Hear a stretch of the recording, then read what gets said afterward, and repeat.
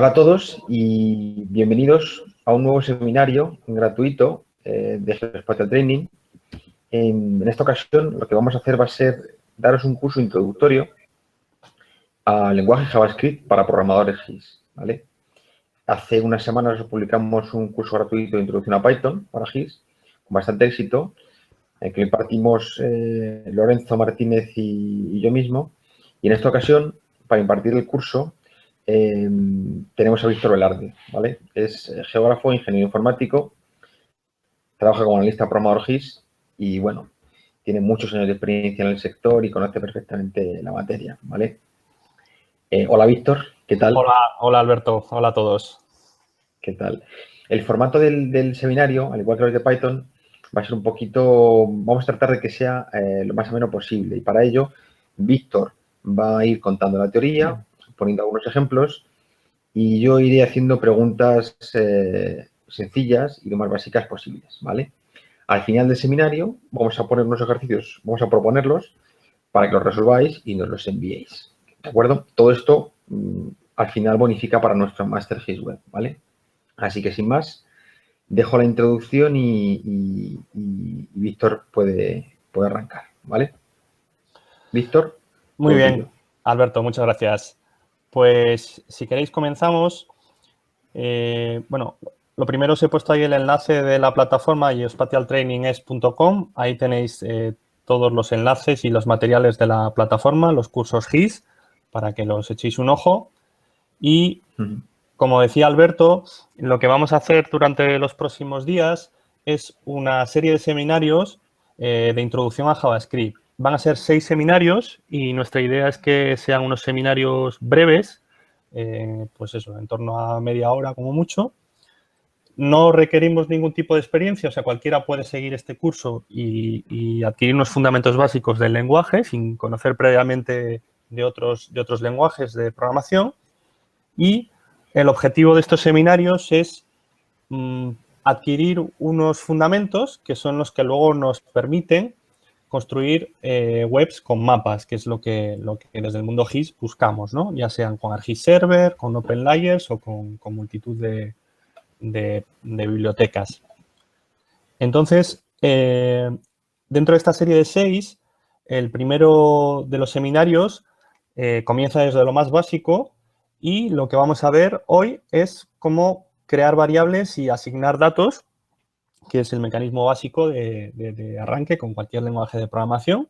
Lo vamos a ver con JavaScript. Como decía Alberto, pues vamos a ir viendo una serie de conceptos básicos y sencillitos con una serie de ejemplos y al final vamos a realizar juntos un ejercicio práctico. Entonces, vamos a ello. En este primer arranque me gustaría comentaros muy brevemente un poco de la historia de JavaScript como lenguaje. JavaScript es el lenguaje clave a la hora de desarrollar una página web. Dentro del mundo de Internet, cuando nosotros nos conectamos con un navegador a cualquier página, no necesariamente a una aplicación de mapas, sino a cualquiera, lo que está pasando es que nos estamos conectando a un servidor remoto y ese servidor nos está mandando a través del navegador pues una serie de documentos en distintos lenguajes de programación, HTML, CSS y JavaScript. Eso es lo que se ejecuta en nuestro navegador, ya sea Explorer, Firefox, Chrome, lo que tengamos, y es lo que nos permite disfrutar de una aplicación web en nuestro equipo. JavaScript es cierto que se puede utilizar también en otros contextos distintos a la web, pero como os pone ahí, pues bueno, pues para scripts de juegos y en otros campos, pero fundamentalmente es pues un lenguaje que se reconoce y que tiene sentido en Internet. JavaScript, que muchas veces es una cuestión que cuando uno arranca con un lenguaje, pues se plantea, ¿no? Que, bueno, a ver, esta cosa nueva o esto va a tener futuro. JavaScript es un lenguaje que tiene ya una historia pues muy extensa, ¿no? Como veis ahí, arranca en el año 95, aunque, bueno, pues ha ido dando distintos pasos. Pero vamos, a día de hoy, en 2015, es un lenguaje plenamente maduro y que ha evolucionado mucho, que nos permite hacer cosas pues muy interesantes, ¿no? Ahí tenéis una serie de hitos. Bueno, voy a pasar muy rápido por encima. digamos que sí que me gusta señalar esta fecha del 2005, cuando habla ahí de Ajax, como un hito muy importante. Ajax, que es este palabra que aparece aquí, es, bueno, digamos, lo que trajo consigo las aplicaciones como Google Maps y la Web 2.0, que básicamente eran aplicaciones pues muy rápidas, muy fáciles de usar y que se basan en una técnica que se llama Ajax, que es básicamente, en lugar de cargar toda la página cada vez, pues cargarla a trocitos. Eso es Ajax. Luego, pues en los últimos años, como os digo, JavaScript va a más. Y bueno, ¿y qué podemos hacer con JavaScript dentro ya del contexto de una aplicación web? Pues se pueden hacer muchísimas cosas. Se pueden hacer efectos visuales para cambiar una imagen de una foto, de una página web, ponerle otra, crear galerías en las que se pasan automáticamente las fotos. Podemos hacer no ya páginas web estáticas, sino realmente aplicaciones web con muchas funciones, con mucho alcance, ¿no? Como pueden ser las aplicaciones GIS en la web.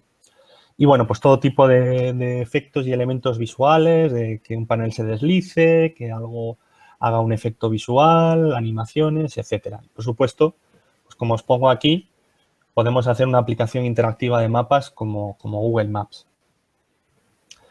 Bien, JavaScript, en realidad, bueno, pues es un lenguaje, como os decía, clave en la web, pero tiene dos lenguajes hermanos con el que se construyen las páginas, que son HTML y CSS.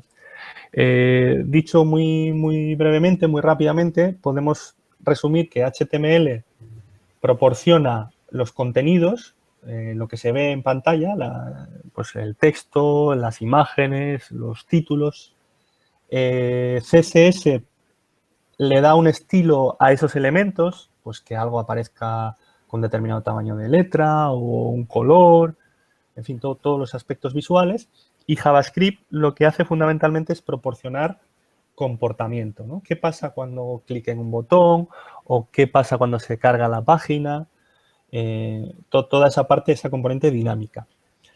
Y bueno, y si os interesa un poco este mundo y os vais introduciendo en él, veréis que bueno, una vez se aprende JavaScript, existen y empezaréis a ver multitud de cosas como esta, jQuery, Dojo, Angular, existen muchos complementos. Estos complementos, que son lo que aparece aquí como bibliotecas y marcos de trabajo, pues son una ayuda, un conjunto de herramientas que nos permiten construir aplicaciones pues más potentes, más adecuadas y sin empezar de cero.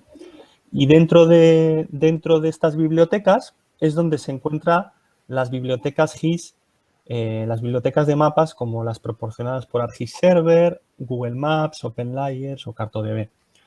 Existen APIs o bibliotecas de JavaScript para ámbito GIS, como aparece aquí, pero también existen para otros muchos ámbitos. Por ejemplo, yo aquí os he citado D3, que es una biblioteca especializada en la representación visual con gráficos, Float, y hay en muchos más ámbitos, ¿vale?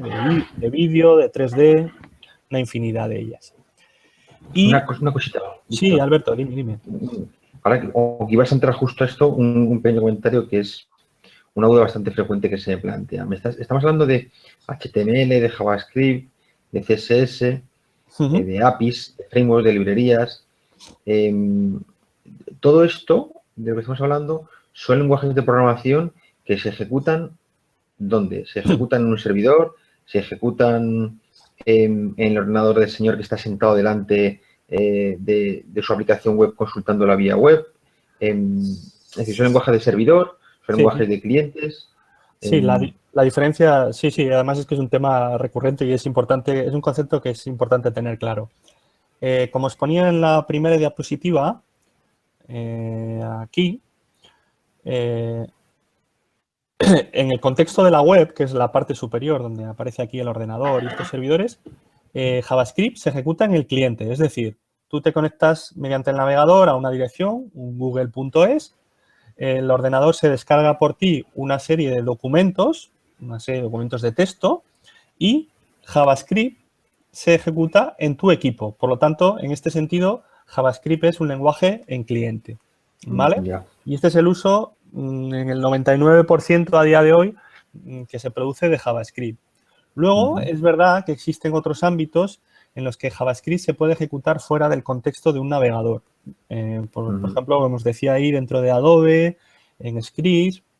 Esto es más marginal, ¿vale? Pero sí que es verdad, y avanzo un poquito, que recientemente ha aparecido Node.js, que aparece aquí, donde por primera vez se ejecuta JavaScript en la parte servidora. ¿Esto qué significa?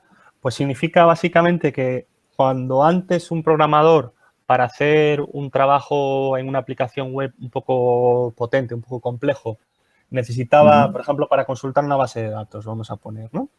Necesitaba, por un lado, trabajar con JavaScript en la parte cliente para montar el interfaz, la interacción, pero cuando quería atacar a una base de datos en el servidor, pues necesitaba otro lenguaje de programación. Pues, por ejemplo, en la plataforma .NET, pues C#, o en la plataforma J2E, pues Java. Y sin embargo, recientemente, pues Node permite que tú programes JavaScript en la parte servidora para consultar una base de datos, para leer de ficheros en el servidor, lo que sea. Vale. Por lo tanto, ahora hay que abrir un poquito las miras y, bueno, no olvidarnos que también hay otros contextos. Pero en este curso y en estos seminarios siempre vamos a pensar en JavaScript en cliente, ¿de acuerdo? En el contexto del navegador web.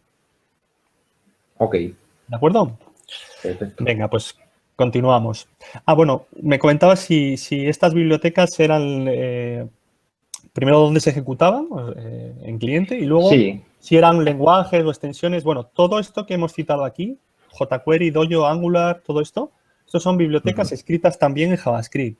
O sea, lo que hacemos es aprovecharnos y en vez de escribir todo desde cero, pues tomar una porción ya hecha en JavaScript e incorporarla a nuestro programa.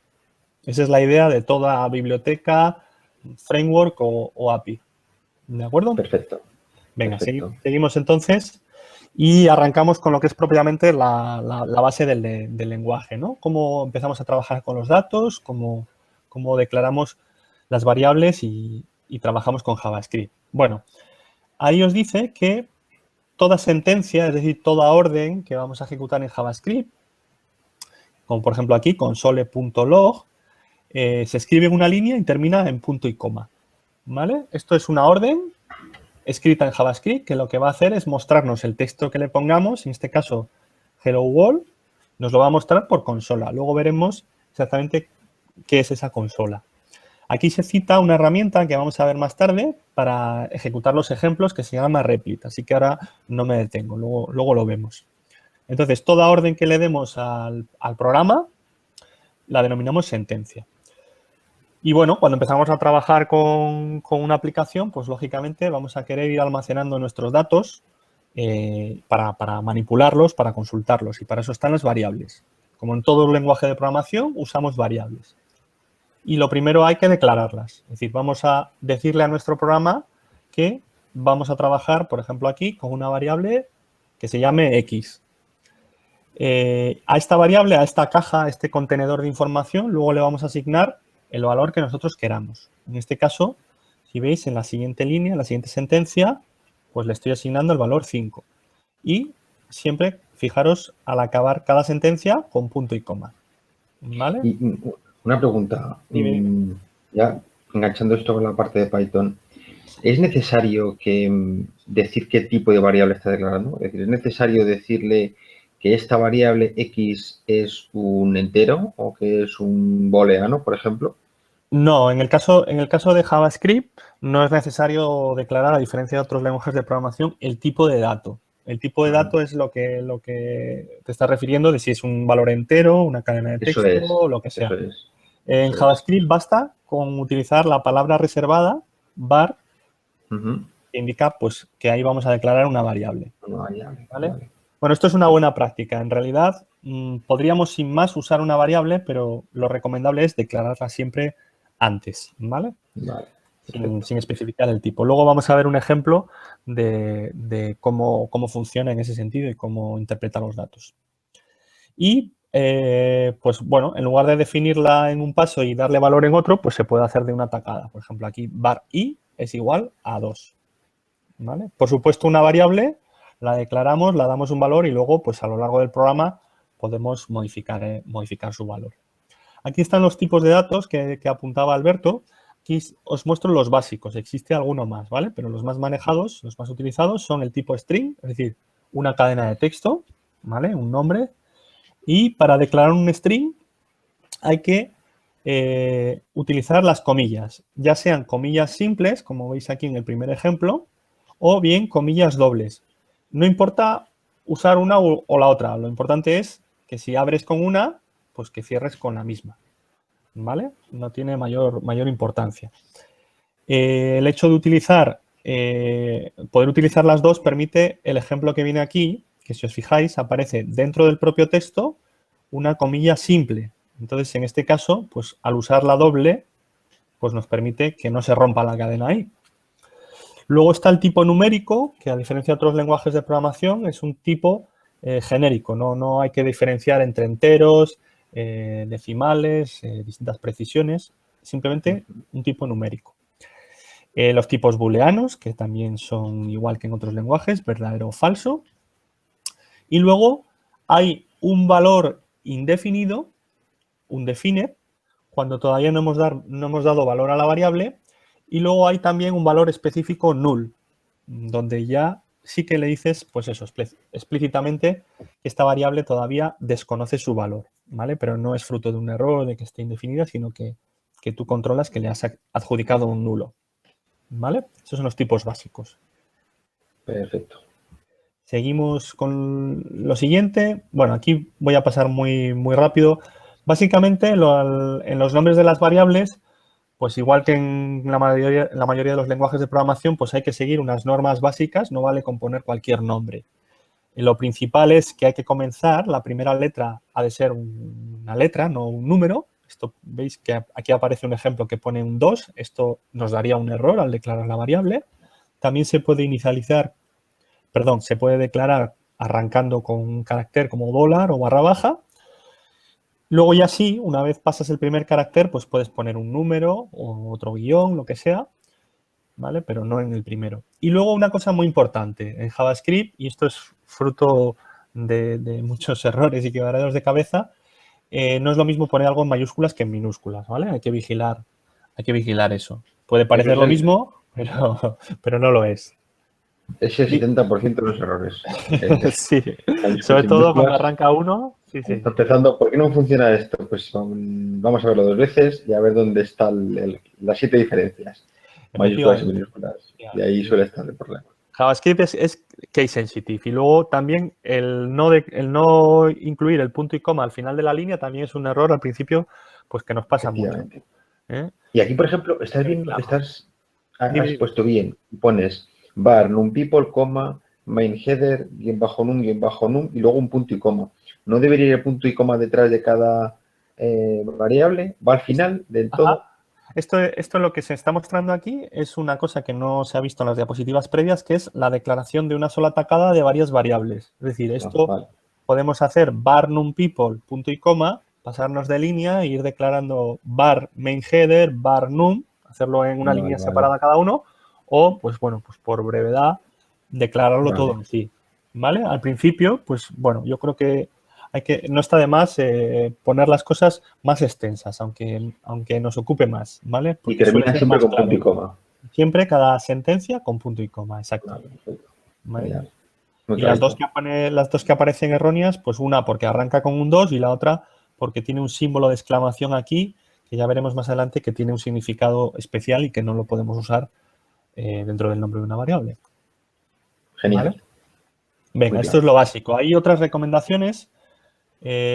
Bueno, evitar palabras reservadas no es una recomendación. Esto significa que si yo llamo a mi palabra, por ejemplo, a mi variable, por ejemplo, date, de fecha, pues me va a dar un error, porque date tiene otro sentido que es declarar un tipo de fecha. Es decir, que el nombre pues no puede ocupar esas palabras. Y luego lo demás pues son consejos. Es decir, que los nombres de las variables tengan un significado claro, pues bueno, lógicamente, si vamos a poner ahí una variable y la llamamos pues X y Z y eso no tiene sentido en nuestro programa, pues luego es muy difícil saber qué escribimos ahí. Lo siguiente que se recomienda es el camel case. El camel case es bueno, pues si hay varias palabras en la variable, alternar mayúscula, minúscula, como viene aquí, para que se vea el inicio de cada palabra. En fin, todo lo que mejore la legibilidad de nuestro programa, ¿no? Y nada, y una vez se siguen esas pautas, pues hay que intentar ser coherente y aplicarlas siempre igual, ¿no? Para que no sea un poco un lío cada programa. Y nada, lo siguiente que os quería enseñar un poquito, avanzando en lo básico, son las expresiones, ¿vale? Las expresiones, si vemos aquí, cuando vamos a guardar un valor en una variable, por ejemplo, var x, le podríamos dar directamente un valor, el 2 o una cadena de texto, lo que fuera, o podemos, pues aquí realizar una operación, en este caso, una simple suma de 2 más 2 o una simple multiplicación. Y lo que sucede es que primero se evalúa, es decir, se calcula el resultado de esa expresión, 2 más 2 vale 4, es decir, al final tenemos un único valor y luego este valor es el que viaja, el que se asigna, el que se guarda en la variable x, ¿vale? Y bueno, pues hay expresiones de tipo aritmético, multiplicación, división, etcétera. O, como aparece aquí, pues hay expresiones en las que trabajamos con cadenas de texto, ¿vale? Si vemos aquí, en greeting, title, formal greeting, lo que vamos haciendo es, en distintas variables, sumar cadenas de texto. Sumar, en realidad, se usa el mismo símbolo, pero lo que hacemos es concatenar, es decir, unir cadenas, ¿vale? Y al final, pues vamos acumulando piezas y tenemos una cadena de texto más grande. Y eso también lo guardamos en una variable. Esto es una cosa que me preguntabas antes, Alberto, sobre la declaración de los tipos de datos. Eso es. Y por eso decimos aquí que JavaScript es de tipado débil y además es dinámico, ¿vale? Tipado débil es eso, que no necesitamos definir el tipo. Por ejemplo, aquí ponemos var x y en una primera asignación le ponemos un 2. Pues bien, pues ahí tenemos una variable de tipo numérico. Pero no hemos declarado, no hemos dicho en ningún momento que es un número entero ni nada por el estilo. Directamente lo hemos usado. Entonces, JavaScript, cuando le das el valor, lo guarda y deduce que eso es un número y que por lo tanto pues luego podrá operar con él o lo que sea. Y luego la parte esta de dinámico es interesante y no se da tampoco en otros lenguajes, y es que una vez has creado una variable le puedes asignar un valor de otro tipo y no rompe. Es decir, ahora le asigno un número, pero ahora a continuación le asigno una cadena, ¿vale? La verdad que está muy bien, es muy dinámico como tú dices, pero requiere que lleves mucho orden cuando programas para no perderte y no andar asignando valores a variables a lo loco. Entonces hay que tener... entiendo que hay que tener bastante tipo de cosas. JavaScript es un lenguaje un poco particular. En realidad es un lenguaje que es muy flexible y eso, pues cuando haces cuestiones un poco sofisticadas, pues viene muy bien porque te deja hacer cosas muy curiosas. Pero es verdad que esta libertad o esta falta de error ante determinadas operaciones al principio puede despistar un poco. Entonces, en ese sentido, JavaScript, pues bueno, pues hay que tener un poquito más de atención con estas cosas, ¿vale? Claro. Y nada, como aparece ahí, pues bueno, una vez das valor a la variable, esa variable solo tiene un tipo. Yo aquí a la i le digo 2 más cats y no puede guardar un tipo numérico y un tipo string a la vez, un tipo cadena. Él guarda una representación en cadena con las dos cosas, ¿no? Typeof lo que hace es mostrar el tipo, entre string, boolean, el tipo de dato, ¿vale? Aquí mostraría string, en este caso. Bien, pues eso es el tema del tipado débil.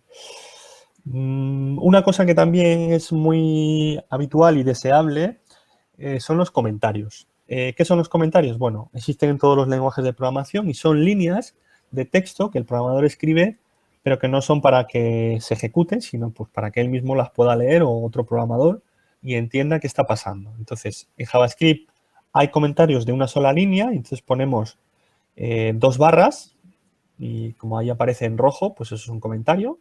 Esto significa que ahí podemos escribir lo que queramos, que no JavaScript no lo va a ejecutar, ¿vale? Lo podemos poner también, como aparece aquí, incluso en la misma línea, ¿vale? Pues definiendo haciendo un comentario respecto a esta sentencia. Para comentar código, Sí. ¿estos son los únicos caracteres que se utilizan, las barras, para que poder meter código comentado? Están las dos.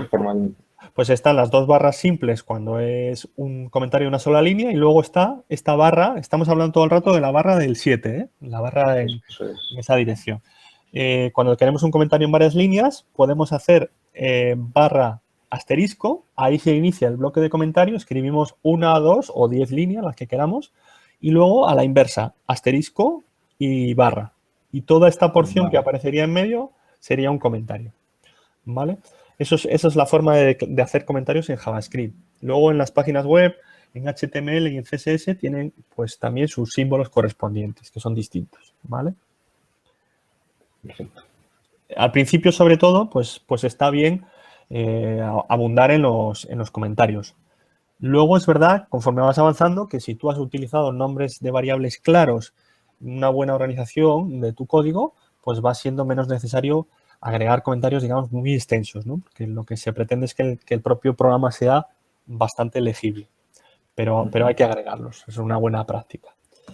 Y nada, con esto que hemos visto, me gustaría hacer ahora juntos el primero de los ejercicios, que es usando variables, ¿vale? Vamos a hacer un pequeño ejercicio juntos. Este es uno de los ejercicios que, como os comentaba Alberto, una vez lo resolváis, nos lo podéis remitir para el tema del curso GIS, para obtener un descuento. ¿Es así, Alberto? Así es. Cuando es un ejercicio bastante sencillito, ahora lo va a contar Víctor, y conforme vayáis terminándolo, nos lo enviáis y lo utilizamos como un código de descuento para nuestro Master GIS, ¿vale? Venga, pues vamos a hacerlo juntos. Bueno, ya que he puesto esta diapositiva, comentaros que este seminario también bueno, está siendo grabado y también lo colgaremos en la plataforma ahí para que lo podáis ver en cualquier momento, ¿vale? Ahí también tenéis una dirección para cualquier consulta que tengáis y la cuenta de Twitter de GIS Training es también para que hagáis ahí vuestros comentarios respecto al curso o vuestras dudas. El ejercicio número 1 lo vamos a realizar, lo tengo aquí preparado y va a centrarse en esto que acabamos de ver, ¿vale? Voy a abrir este fichero. Este fichero es un enunciado muy breve de 4 puntos, que es el ejercicio. Y bueno, yo tengo aquí preparada ya la solución, por si queremos ver luego algún aspecto, pero lo voy a realizar a la par con vosotros. ¿Vale? Una cosita, Víctor, antes de nada. Sí. El ejercicio lo colgaremos en nuestra página web, ¿vale? La teoría y el código lo dejaremos para que lo descarguéis. Es decir, que lo tendréis accesible también en este material en nuestra página web, ¿vale? Ya os indicaremos exactamente dónde va a estar para descargarlo. Sí, por supuesto. Esto que tengo yo aquí como solución lo iremos colgando ahí, los enunciados, ¿vale? Bueno, lo primero, comentaros que para escribir en JavaScript lo podemos hacer con multitud de programas, ¿vale? Para programar en JavaScript podríamos incluso, si quisiéramos, usar el bloc de notas. El bloc de notas de Windows sería suficiente.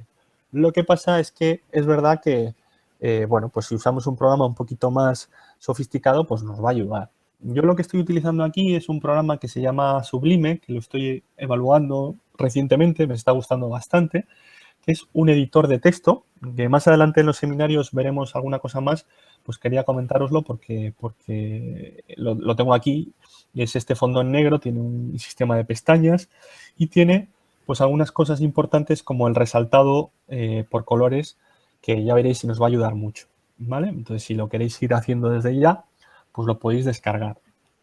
Este Conforme o cualquier otro. De todas formas, según vayamos avanzando los seminarios, os iremos contando otros entornos de programación en los que se puede tirar código JavaScript, ¿vale? Para que veáis un poquito que es un lenguaje flexible en cuanto incluso también a los interfaces en los que puedes programar, a los IDEs en los que programarlo, ¿vale? Que se puede utilizar en varios entornos de programación, ¿vale? Eso es. Nosotros... Me parece fantástico. Lo he testeado esto alguna vez, Víctor, y me parece sí, ahí muy interesante. Es un editor que está bastante bien. Hay muchos, pero bueno, este lo vamos a utilizar. Y lo primero que quería que viéramos juntos es JavaScript no aislado, no como una simple sentencia, sino en un contexto mínimamente real, es decir, haciendo una pequeña página web. Antes os he dicho que para construir una página web necesitamos no solo JavaScript, JS es la abreviatura de JavaScript, lo veréis ahí en varios sitios, sino que también necesitamos aprender los fundamentos básicos, aunque sean muy, muy básicos, de HTML. Luego la parte de estilos de CSS, bueno, pues es bueno ir avanzando en ella, pero no es tan importante, ¿vale? Entonces, aquí tengo el editor de texto. Voy a salvar el ejercicio, ¿vale? Mi escritorio lo voy a llamar 01.html. Pues sabremos, ¿no?, que la extensión de los documentos HTML, las páginas web más habituales, esta, .html. Entonces, aquí vamos a escribir nuestra página web. Yo voy a hacer, entre comillas, trampa, y es que, bueno, pues estas cosas son las que tienen los editores, que te autocompletan o que te dan ayudas, ¿no? Aquí he escrito HTML y él me salía en un atajo de teclado para escribir el armazón básico de una página web, ¿vale? Aquí lo veis, que pone doctype, HTML, head, body. Bueno, quedaros con la idea de que el documento, lo primero que indica doctype HTML es que está en la versión HTML5, ¿vale? Esto es así, no aparece el 5, pero hay que tener fe, es así, es la versión más moderna de HTML. Y luego veis que hay una serie de etiquetas que van por pares, que abren y cierran todo el documento, su cabecera y su cuerpo. Entonces, cuando nosotros vayamos a trabajar con JavaScript, lo vamos a hacer dentro o bien del head o bien del body, ¿vale? Y específicamente dentro de una etiqueta que se llama script. ¿Veis? Ahí he utilizado también los atajos y aparece la etiqueta script tipo texto JavaScript, test JavaScript. Bueno, pues aquí, donde tengo ahora mismo el cursor, aquí es donde escribiría mi código de JavaScript, ¿vale? Para que se cargara dentro de esta página web. Entonces vamos a escribir todos juntos la primera de las sentencias, que además, pues, gusta mucho ver algo según arrancas, ¿no? Voy a poner alert, hola JS, hola JavaScript. Esto lo que va a hacer es mostrarme un mensaje por pantalla con este texto, ¿vale? Salvo el documento y ahora lo vamos a ejecutar. Y la segunda línea la voy a poner también porque la vamos a utilizar en los seminarios, console log, y luego aquí ponemos el texto que quiera, MSG o hola o lo que queráis, ¿vale? Y también, fijaros, punto y coma al terminar. Bueno, pues aquí tenemos nuestro primer programa de JavaScript dentro de una página web. Voy a hacer una cosa más, que es poner el título. Voy a poner aquí, ejercicio 01. ¿Vale? Bueno, pues voy a dar aquí botón derecho y este editor me permite directamente lanzar mi fichero en un navegador. En este caso, por defecto, lanza Chrome y fijaros cómo aparece aquí un mensaje en una ventana emergente que pone hola JS. Esto es lo que hemos conseguido al escribir el alert, ¿vale? El mensaje de texto. Y la consola, el mensaje de consola, que no lo he dicho, se muestra no hacia el usuario visualmente, sino en un espacio, que lo vamos a ver también más adelante, en un espacio del navegador que inicialmente no está visible, que lo estoy sacando ahora en pantalla con F12. Con F12 estoy en Chrome, ¿eh? Vemos aquí la consola. Y fijaros cómo aquí aparece mensaje consola. En general lo que hacemos es llevar o trazar a consola mensajes para nosotros mismos, para ir viendo cómo va evolucionando el programa, ¿vale? ¿Y puedes ver el código incluso desde aquí, desde esta consola? Sí, lo vamos a ver un poco más adelante, pero quedaros con la idea de que hay un conjunto de herramientas aquí. La primera es una pestaña Elements que nos muestra la estructura de nuestra página web. Fijaros cómo aquí se van plegando, aparece en la cabecera lo que yo he escrito antes, ¿vale? El title se corresponde con lo que aparece aquí como título de pestaña y nuestra porción de JavaScript, ¿vale? Bueno, pues con esto tenemos el primer arranque, el primer punto, ¿vale? Y además ejecutado en un entorno real que es un navegador web. Perfecto. Esto a escala mayor es lo que sucede, pero el mecanismo es el mismo con las aplicaciones de mapas y con las aplicaciones de GIS. La mecánica es exactamente la misma. Y bueno, en el punto 3 lo que aparece es lo que hemos visto en el ejercicio, cómo vamos a declarar ahora una serie de variables, ¿vale? Lo vamos a hacer dentro de la porción de JavaScript, ¿vale?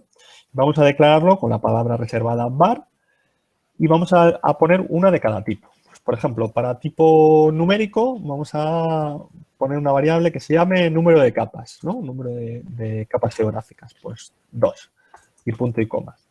Luego vamos a declarar otra variable que sea, por ejemplo, longitud, las coordenadas geográficas de una posición, ¿no? Menos 3 punto, pues así, 89,34. O ahora vamos a declarar una cadena de texto, ¿no? Que sea, por ejemplo, el título del mapa. Voy a usar ahí comillas dobles y, por ejemplo, voy a poner la cadena mapa geológico, punto y coma. Las variables booleanas, que las hemos comentado antes rápido, son las variables donde se da un valor cierto o falso, que son unas variables, como veremos luego, muy útiles en nuestros programas, ¿no? Para tomar decisiones. Pues, por ejemplo, vamos a inventarnos una variable leyenda visible y vamos a poner que inicialmente tiene valor falso, ¿vale? Luego, lógicamente, los nombres de las variables dependerán del uso que vayamos a hacer de ellas, ¿no? Estoy intentando poner algunos ejemplos de cosas que nos podemos encontrar en una aplicación de mapas. Y luego una variable nula, pues por ejemplo, si estuviéramos trabajando con una capa de comunidades autónomas, pues podríamos poner que para una comunidad todavía no hemos calculado el valor de población. Ponemos que tiene de momento valor nulo, ¿vale? El mecanismo es el mismo, hemos declarado 5 variables y con distintos tipos de datos, ¿vale? Bueno, sencillito, ¿no, Alberto? En esta parte. Perfecto, esto es lo básico. Y queda todo clarito. Luego, más adelante veremos un poco cómo utilizar las variables, cómo desplegarlas, pero vamos, ahora estamos en sencillamente cómo declararlas. Vale, perfecto. Exacto. Y el último punto que me parece interesante que veamos es cómo esto lo podemos trasladar a una aplicación de mapas y no es tan distinto. Entonces, la última parte del ejercicio, lo que vamos a hacer es irnos a esta página web, copiamos el enlace ahí, openlayers.org, y lo vemos en nuestro navegador. OpenLayers es una biblioteca de mapas gratuita y libre que nos permite, pues, hacer proyectos muy interesantes. Aquí la estoy cargando y lo que quería enseñaros es que os fijéis en lo siguiente. Bueno, aquí, aparte de la documentación de la biblioteca, en la parte superior, si os fijáis, hay un mapa interactivo, ¿vale? Es un mapa del mundo, puedes hacer con la rueda del ratón zoom o con los botones, ¿vale? Tiene un mapa embebido aquí, y luego el contenido. Bueno, pues vamos aquí a dar a F12, ¿vale? Yo estoy utilizando el atajo F12, pero es lo mismo que si vemos las herramientas para desarrolladores, ¿vale? Todos los navegadores tienen algo parecido. Yo estoy viendo Chrome, porque es con el que estoy acostumbrado a trabajar, pero tanto Explorer como Firefox tienen sus equivalentes. Bueno, pues fijaros aquí. Dime. Una cosita. Podemos ver el código, ¿verdad? A ver si yo me he enterado bien, porque hemos dicho que esto es el lenguaje que se estaba ejecutando en el cliente, ¿verdad? Se está ejecutando en el navegador. Por tanto, por eso es por lo que yo puedo estar viendo el código que se ejecuta, ¿verdad? Por eso lo veo. Vale. Exacto. Aparte, JavaScript y HTML es un lenguaje que no se compila, se interpreta. Es decir, no aparece en binario, vemos el texto en claro y por lo tanto lo podemos... No aparecen caracteres raros, ¿no? De estos ceros, unos o caracteres que no se interpretan. Vale, perfecto. Eso es. Y fijaros aquí que, lógicamente, salvando las distancias, porque hay mucho más contenido, tenemos lo mismo que hemos hecho en nuestro ejemplo, un doctype, HTML, cabecera, que es donde se realiza la importación de las bibliotecas. Pues, por ejemplo, si quisiéramos incluir OpenLayers, Dojo, lo que fuera, pues normalmente lo haríamos ahí. Luego el body, que es donde van los elementos visuales, y fijaros sobre todo en este que voy a desplegar yo aquí, donde pone script, ¿vale? Bueno, pues estas líneas que aparecen aquí son líneas escritas en JavaScript. Y bueno, quedaros un poco con la idea de que aquí se declara una variable, varmap, y aquí es donde se hace la magia, digamos, donde se hace la construcción de este mapa, ¿vale? Pero con la misma mecánica, con la misma tipo de sentencias que hemos visto hasta ahora.